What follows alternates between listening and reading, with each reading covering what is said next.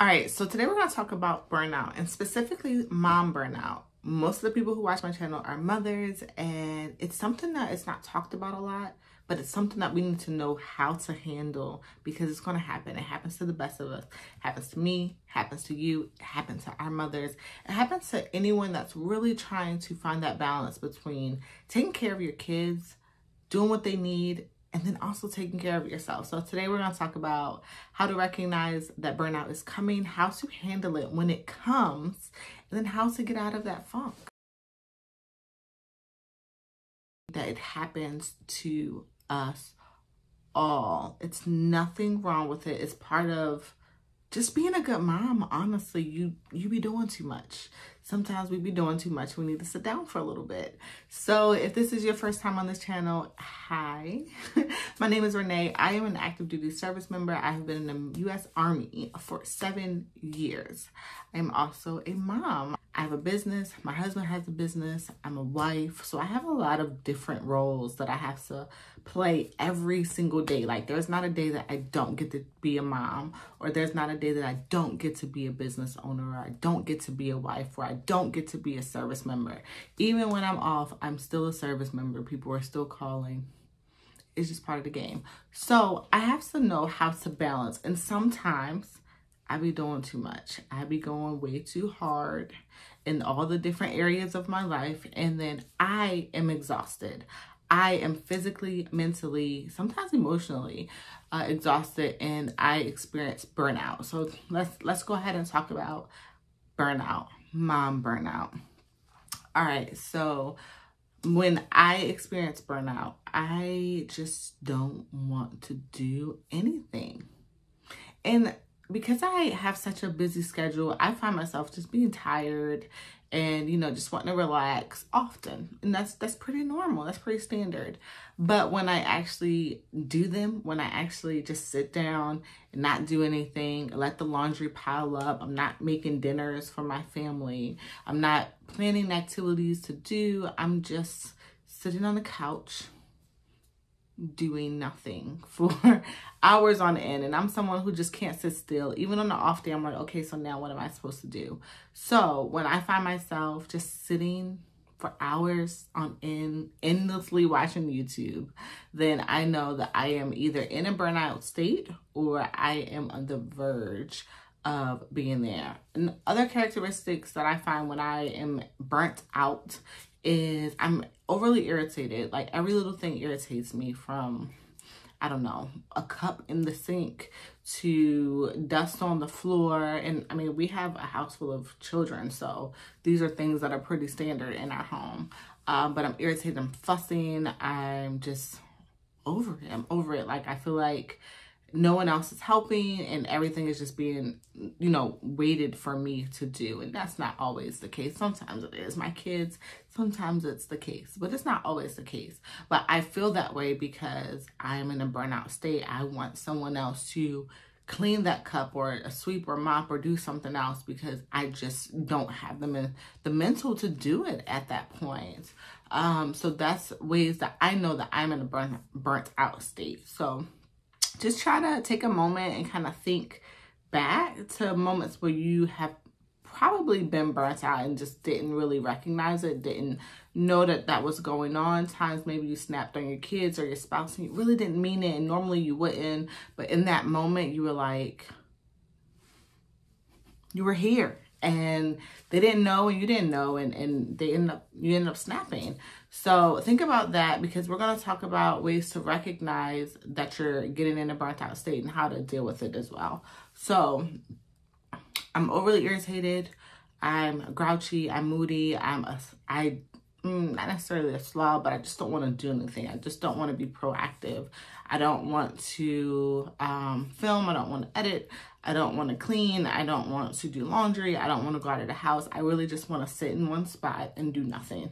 I am in a burnt out state. And there's some times that it's been happening over and over and over. Mostly when we first had baby girl and I went back to work, I would find myself being burnt out often. And it was because I didn't have a routine. I didn't know what to expect. I was in my 30s with a infant, and it was new. And even though I had children before, I was never this old, right? I was young. I was 17 when I had my first son and 25 when I had my second.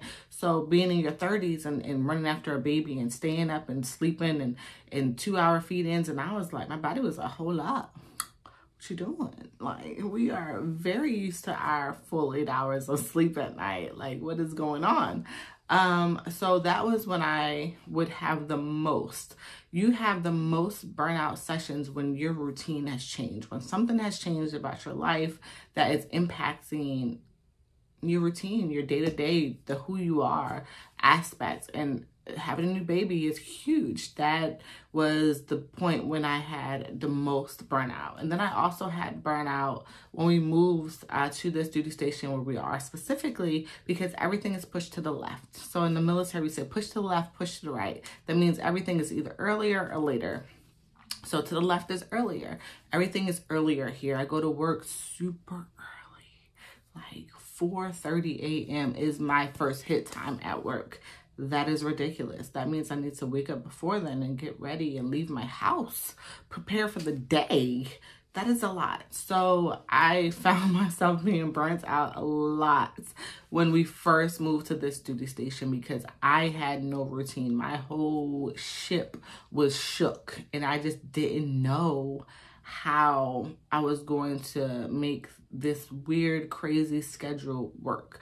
And then once my mission really took off, I am the go-to for everything. So people are calling me late at night. People are calling me early in the morning. People are calling me on weekends because I'm in a training environment. So there is no off time. There is no downtime. The soldiers are there 24/7, 7 days a week while they're in training. So their leaders, their mentors, their drill sergeants and instructors are there as well. And if they need help medically, they're calling me. So, I had to get used to that. And I really had to allow myself to give them ways to contact me and me get back with them in a timely manner, but not all the time spot on. And I'll talk about that in another video. But I had to get used to that. And that made me burnt out because I was constantly having to think and I was constantly having to problem solve and critical think in moments where I normally would be able to have some downtime. And I was finding myself having no downtime because as soon as I take off that uniform, I go right into mommy mode. I'm right in here cooking and cleaning and laundrying and helping with homework and doing the things. So there was no downtime that Sunday morning when it's quiet and I'm able to go downstairs and sneak a moment or two. I wasn't having that because someone was ringing my phone or I was constantly thinking and rethinking and replaying, and I was experiencing burnout. So I had to recognize the irritability, the sleepiness, the tiredness, the lack of motivation, the lack of spunk. I had to acknowledge that this is what was going on for me and with me in order for me to want to change and get out of that funk. So the first thing that I had to do was, one, recognize that you are in a burnout or that you are going in a burnout state. It's headed, it's right in front of you. It is the next exit, sis. You are headed there. And that's the first part of getting out of it because you have to recognize that you're in it, right? Sometimes we blame our menses for things, or we blame the atmosphere. I'm not getting the vitamin D. I'm tired of being in quarantine. I'm tired of being in the house, or different changes in our hormones. But sometimes it's just you are burnt out. You burnt out. So the first step of getting out of your burnout is realizing that you are burnt out, that you have met the max, that you need a mom break. And that is okay. The second thing is realizing that it happens to us all, right? I think I've said that like 8 times in this video because I don't want anyone, especially newer moms, to feel like because they are burnt out from being a mom that they're a bad mom. And that is not the case.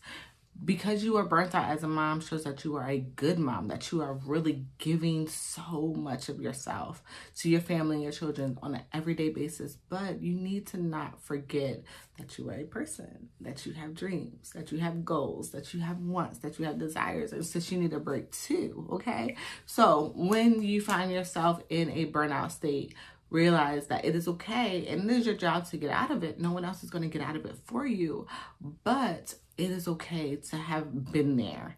I am there often. Ask my husband. Speaking of my husband, my spouse, the third thing is to have a candid conversation with your support system, whoever that may be.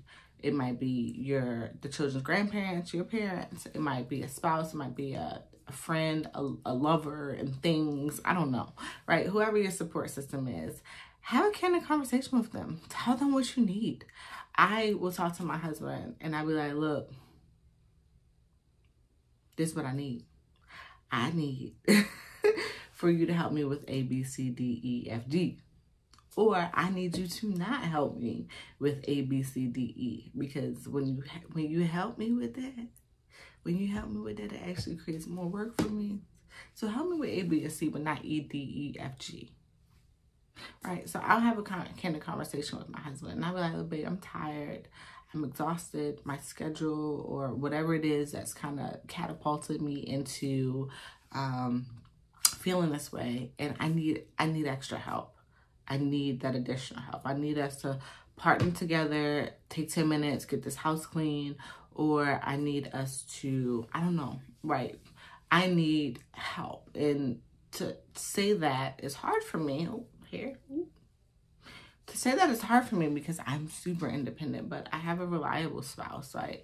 And my spouse is very helpful and he is all about partnership. So to be able to go to him and be like, okay, so I'm overwhelmed and I need help is something that I now am able to do because he's taught me through his actions that when I say these things, he's able to step up and help me with them. But also don't forget your spouse or your partner or your, what did I call it? Your support system. Because if you are burnt out, they probably are headed towards burnout too. Because if I'm burnt out, then I am not doing all the things that I typically do. So my spouse is probably trying to come in, swoop in, help, and pick up some of that slack.